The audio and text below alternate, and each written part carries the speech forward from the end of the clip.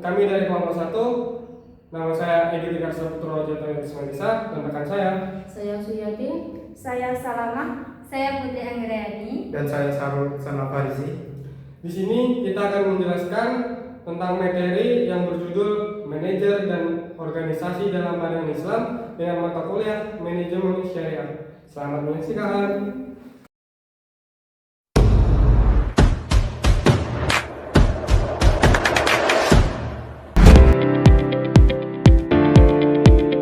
Baiklah, saya sebagai pemateri pertama akan menyampaikan tentang manajer dan klasifikasi atau pembagian dalam manajer.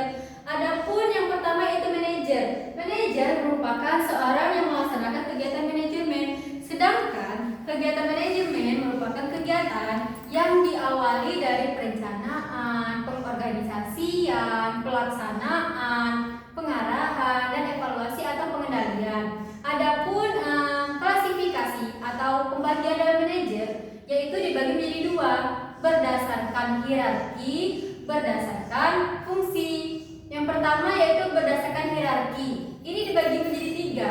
Yang pertama, manajer lini atau supervisor. Yang kedua, manajer menengah atau middle manager. Yang ketiga, manajer puncak atau top manager. Adapun yang pertama, manajer lini atau supervisor merupakan seorang manajer yang bertanggung jawab untuk mengawas atau mengolah pekerjaan dari karyawan manajerial. Misalnya mandor atau supervisor. Yang kedua yaitu manajer menengah atau middle manager, merupakan seorang manajer yang mengolah pekerjaan daripada manajer ini pertama.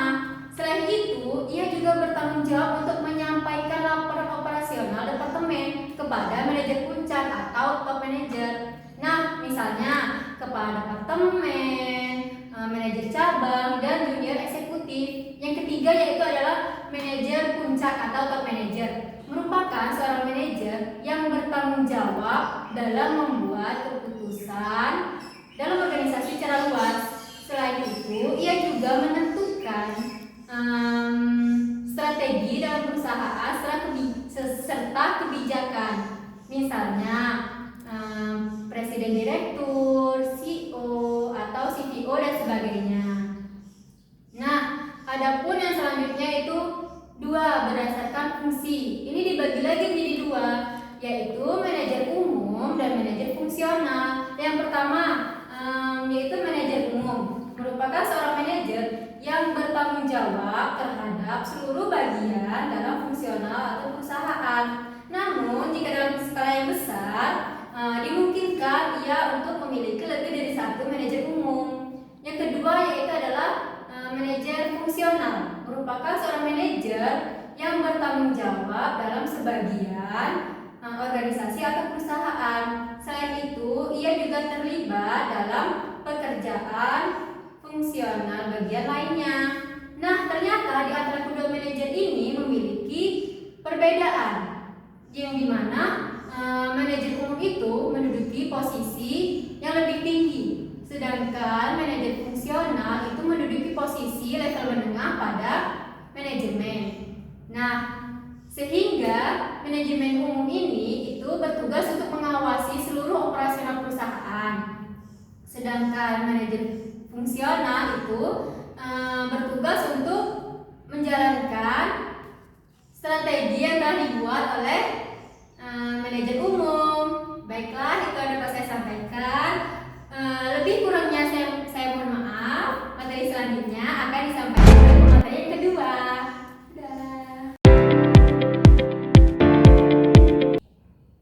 Baiklah, di sini saya sebagai pemateri kedua akan menjelaskan tentang manajemen. Manajemen berarti kegiatan merencanakan, mengorganisasikan, melaksanakan atau melakukan pengaturan. Menurut salah satu pandangan para ahli yaitu James Stoner, manajemen adalah proses yang diawali dari perencanaan, pengorganisasian, pengendalian, serta kepemimpinan menggunakan sumber daya yang dimiliki organisasi dengan tujuan mencapai target yang telah ditetapkan. Fungsi-fungsi manajemen yaitu yang pertama planning. Planning menetapkan serta mendefinisikan sasaran, strategi, serta mengembangkan rencana kerja dengan tujuan menjalankan berbagai aktivitas kerja. Yang kedua yaitu pengorganisasian, yaitu menentukan atau mengatur apa yang harus diselesaikan, bagaimana cara menyelesaikan, dan siapa yang menyelesaikannya. Yang ketiga, kepemimpinan, yaitu memimpin, memotivasi, serta menggerakkan suatu organisasi agar tercapainya tujuan bersama. Yang keempat yaitu pengendalian atau controlling, melakukan pengawasan atau memastikan bahwa semua yang dilakukan telah sejalan. Peran manajemen dan modal pengelolaan kontemporer yang pertama yaitu peran interpersonal meliputi yang pertama figurehead, yaitu sosok atau figur. Biasanya peran ini berkaitan dengan semua aktivitas sosial, hukum, serta acara-acara khusus. Yang kedua, leader atau pemimpin. Peran pemimpin ini yaitu membangun hubungan dengan bawahan, memotivasi, serta memberi pelatihan. Yang ketiga yaitu liaison atau penghubung. Perannya membangun jaringan dan meningkatkan ketertiban untuk memperoleh informasi sebagai masukan bagi organisasi. Yang kedua yaitu peran informasi, yaitu meliputi yang pertama monitor. Peran monitor yaitu mencari informasi dari sumber internal dan eksternal tentang isu yang akan mempengaruhi perusahaan. Yang kedua yaitu tentang diseminator, penyebar. Penyebar adalah sebagai lintasan internal organisasi yang terbentuk dari baik orang luar maupun orang dalam. Selanjutnya yaitu spokesman, juru bicara. Peran juru bicara ialah mengirimkan informasi organisasi kepada orang luar.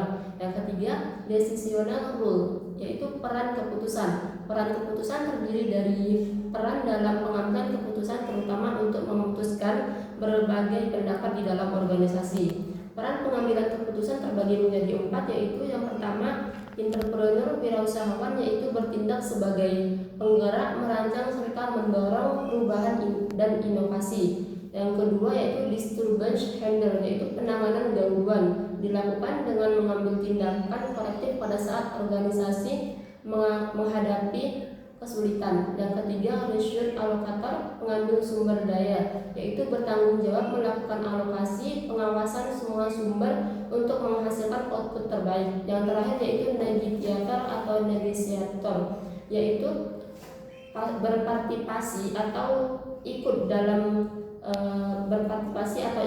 setiap organisasi. Demikian materi dari saya. Selanjutnya yaitu akan dijelaskan oleh pemateri ketiga.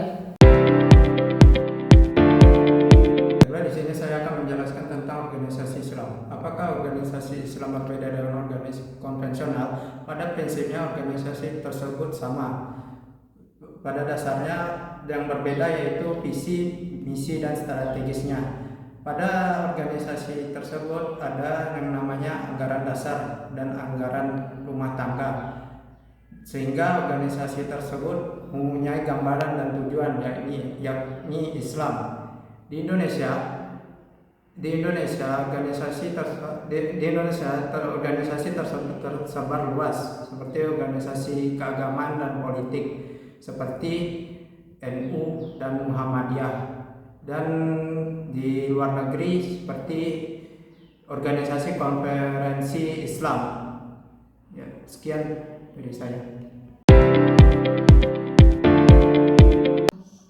Oke, selanjutnya adalah prinsip-prinsip manajemen dalam organisasi Islam yang membedakan dengan organisasi lainnya. Yang pertama adalah tidak boros, artinya tidak menyalahgunakan dan tidak membuang harta atau membazir harta atau melakukan pemborosan adalah orang yang menyalahgunakan, merusak, dan menghambur-hamburkan harta.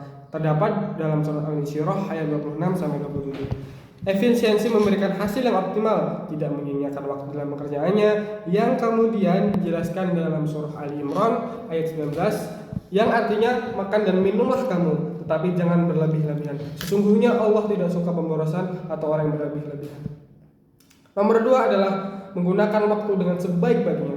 Al-Quran surah Al-Asr ayat 1-3 yang artinya demi masa. Sesungguhnya manusia itu benar-benar berada dalam kerugian kecuali orang-orang yang beriman dan beramal soleh, saling nasihat, menasihati dalam kesabaran. Yang ketiga adalah disiplin dan tepat waktu. Rasulullah SAW mengingatkan, janji adalah hutang. Jika berjanji maka tepatilah dan sebutkan atau katakan insya Allah. Yang keempat adalah loyalitas atau taat kepada pemimpin selama pemimpin tersebut berjalan atau pada jalur yang benar. Nabi Muhammad SAW menjelaskan bahwa tidak ada ketaatan dalam hal maksiat kepada Allah Subhanahu wa taala. Selanjutnya yang kelima, berorientasi ke depan. Dalam firman Allah surah Al-Hasr ayat 18, hai orang-orang yang beriman, takutlah kamu kepada Allah dan hendaklah setiap diri memperhatikan apa yang telah dipersiapkannya untuk hari esok. Maka takutlah kepada Allah. Sesungguhnya Allah memberikan kabar yang baik bagi orang-orang yang berbuatnya. Kemudian yang keenam adalah memiliki etos kerja yang kuat.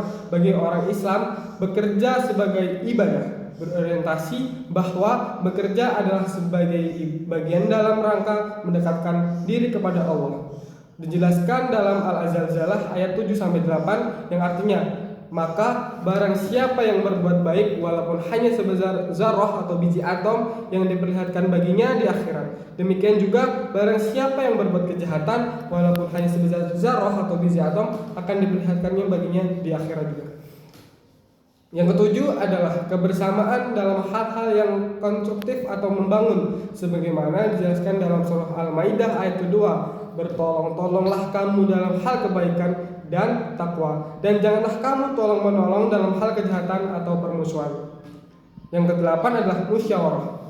Dalam surah Al-Imran ayat 159 artinya, dan bermusyawarahlah dengan segala urusan, maka apabila terjadi perbuatan atau berbeda pendapat, kembalikanlah kepada Allah Subhanahu wa taala, yakni pada Al-Qur'an dan Rasulnya atau sunnah.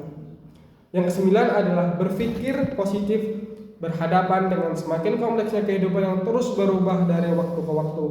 Maka seseorang diharapkan siap menghadapi dan menyikapi kejadian berprasangka baik dalam menyikapi apapun yang terjadi atau husnuzon, selalu berpikir positif atau positive thinking, karena pikiran positif mendorong pada suatu kondusif dan produktif. Yang terakhir adalah berakhlak karimah, sebagaimana sabda Rasulullah SAW, sesungguhnya aku diutus untuk memperbaiki atau menyempurnakan akhlak yang mulia. Itu tadi adalah prinsip-prinsip manajemen dalam organisasi Islam. Sekian, saya kembalikan ke moderator. Baik, sebelum itu saya ingin mengucapkan terima kasih kepada teman-teman yang telah mempresentasikan dengan sangat baik. Adapun kesimpulan dari materi tersebut yaitu konsep manajemen dalam pandangan Islam menurut Sapri 2017, yakni setiap manusia bukan hanya organisasi, melainkan hendaknya memperoleh apa yang telah diperbuat pada masa yang telah lalu untuk merencanakan hari esok, sebagaimana dijelaskan di dalam Al-Quran surah Al-Hasr ayat 18 yang artinya, hai orang-orang yang beriman, takutlah kamu kepada Allah dan hendaklah setiap diri memperhatikan apa yang telah dipersiapkannya untuk hari esok, maka takutlah kepada Allah. Sesungguhnya Allah memberi kabar yang baik bagi yang berbuat. Itulah kesimpulan dari kelompok kami. Saya selaku moderator undur diri. Wassalamualaikum warahmatullahi wabarakatuh.